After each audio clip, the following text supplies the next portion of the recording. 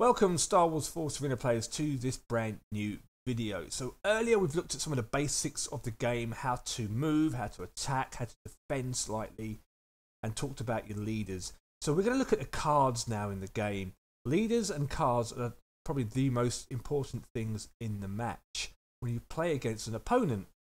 And the important thing you need to remember is about leveling up and upgrading your cards with your credits that you have. And we haven't got many credits because obviously we're new in the game.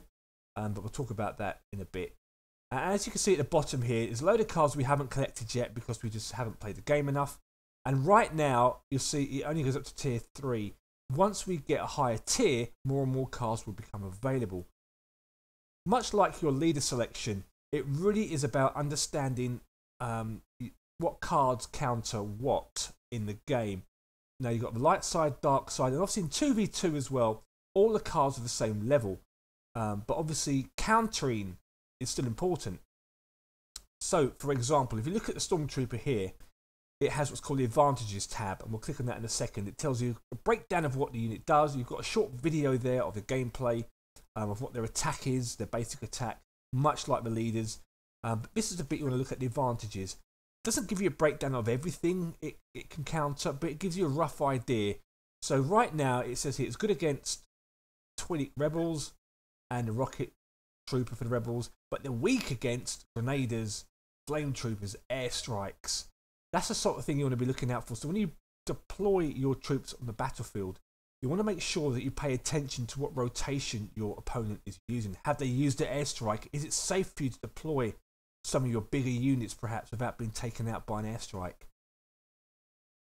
And if you look at some of your bigger units, like the tank for example, again, it's an epic card. It costs 5 energy, which is quite a lot. So you don't want to be deploying this right up at the battlefield without any support, because otherwise it will get blown up. Then you've just lost 5 energy. And this is what it's good against. It's good against snipers, against mortars, pathfinders, the boomerang dude. Call him that, I can never remember his name. But it's weak against the resistance grenadier, because the resistance grenadier has a grenade that disables tech units, and the tank is a tech unit, but we'll come to that in just a second. And then obviously the Rebel Royal Guards, powerful melee offensive. So that tells me really that this Royal Guard, they only cost 4 energy. Your tank costs 5. So if they were to deploy one of these on the battlefield and destroy your tank, that's a trade-off of 1 energy plus 1 to them. They've lost out. But those tanks are quite vulnerable to melee units, so bear that in mind. So coming on to the category of a unit, you have a couple of categories. You have a type, like squad type, and a category. Each unit has a category. So the tank on the screen, if you look to the top right hand corner, is a tech land vehicle. That means it's a tech unit, where things like your Stormtroopers, again they're a squad type, they're a common card, which is not so important because it means they're cheap and common, but they're organic. So some leaders will have an ability that will boost organic units. Some leaders have an ability that will boost tech units. So for example, with Grievous, General Grievous, if you look at his passive here, all deployed tech units attack power increases by 6% and their health increases by 6%. So that's an automatic ability that he has as a passive. So any tech unit, be it tank for example, it hasn't got to be the Clone Wars era, but obviously you get the set bonus. Manga guards, their tech as well is unique tech. All those kind of guards, units are tech. What else we've got? That's all we've got here, isn't it? It's tech. But you can't use him because obviously he's the unique for Dengar. Battle droids, tech unit. But the Umbrarians, which are also for the Clone Wars era, are organic, so they won't benefit from that boost. Speaking of the boost, this is it here, the era set bonus. So what happens is each faction has got a set bonus. So the more, obviously up to 8, the more you have of the same cards, the higher the set bonus you get. So for example, right now, because we've only got 2 slots unlocked, not unlocked, we've only got a set bonus of 6. So it reduces this leader's skill cooldown by 13% up to a maximum of 15. So that means basically any Empire card, the original Empire cards like Boba Fett, Vader, Palpatine, those kind of cards, their special ability has a reduced cooldown, so you can use it more often in a game. The Rebel Alliance has a Hope of the Rebellion, and that reduces enemy unit damage to turrets by 6%, up to a maximum of 10%.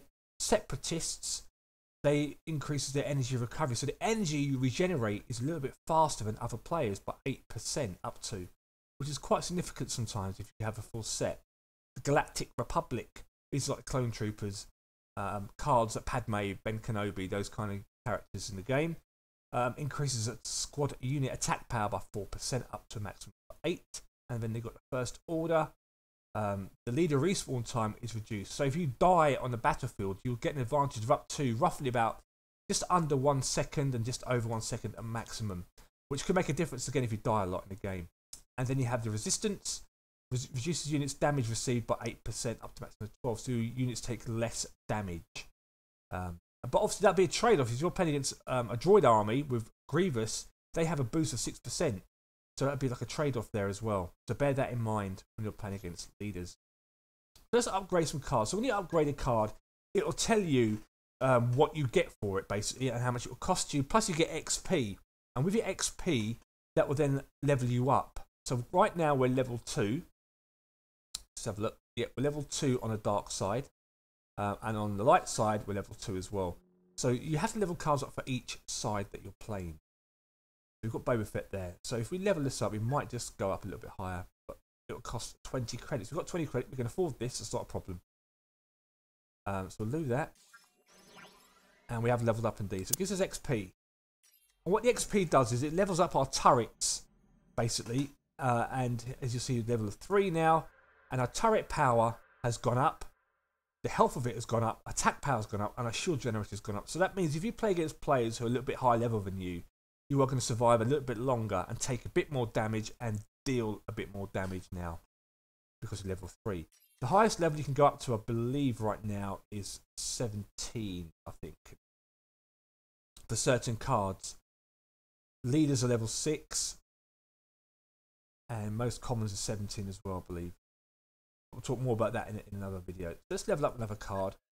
And what this does is, by leveling up your cards, it means your units will also deal more damage as well. So right now, we just increased him to level 2.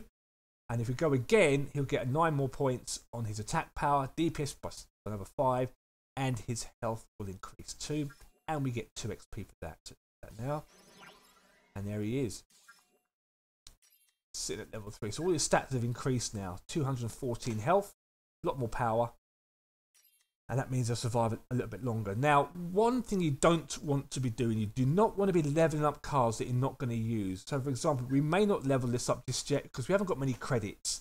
And this isn't going to be a card that we're going to be using with Boba Fett, to be honest with you. So, we won't level. We'll leave that for now untouched. We'll save it for another time in our deck. So, let's go to the light side. We haven't played many games in the light side. So again, you want to be leveling up the cards that you're going to be using a lot because that's going to really save the day when you're playing against different leaders in the game, and once you come to understand about the counters and different decks and all those things we'll talk about in later videos. So we'll level up the tank. The tank's a great unit for the Rebel Alliance, so level this up now. Give it a huge increase in health to 2075 now, plus 30 XP, so we have now also leveled up our light side to level 3, and again the same numbers apply. Increased attack power, health on the turrets, and also the health on the shield generator of all in 2. Oh, and we get a mission for spending some credits as well. Do this one here. Oh, we're running out of money, so we can't afford it. But we'll talk more about the shop and what you can buy in the shop and what's worth buying in the shop in a later video. But let's unlock. We've got an event here. Let's pop this up here. So we've just been given 100 crystals, which is thank you very much. So every day you log in to play the game, don't forget your rewards as well. It may not always pop up, but make sure you just check in your inbox, like I just did. Inbox events, and pop up, and it'll just give you your reward for the day. And at the end of it all, you get to get Rey and Kylo Ren as cards. Look on the shop quickly. We can also buy stuff. I've already bought some sand troopers. They're not people. But we'll talk more about the shop, the season shop, in the next video, more than likely. So please, if you've got any questions about how this works, how to level up cards, let me know in the comment section below, and I'll see you in the next Force Arena video. May Force be with you.